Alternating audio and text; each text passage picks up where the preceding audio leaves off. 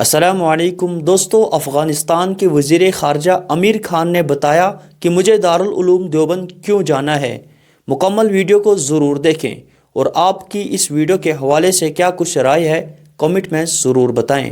اچھا، دیوبند میں جب لوگ جا رہے ہیں ادھر کیا کرتا ہے؟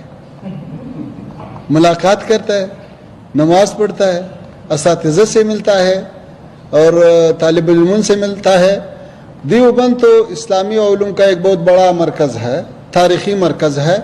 دیوبند کا اکابرین علماء اور افغانستان کے علماء کے درمیان بہت دیرینہ تعلقات ہے، اور یہی مسلک والے لوگ علماء افغانستان میں بھی ہے، اور دیوبند کو ہم ایک علمی اور ایک روحانی مرکز سمجھتا ہے۔ تو ہم یہ چاہتا ہے کہ وہاں پہ اساتذہ اور طلباء کے ساتھ ملاقات ہو جائے، اور یہ جو دیرینہ تعلقات ہے وہ پھر تازہ ہو جائے اور آنا جانا شروع ہو جائے۔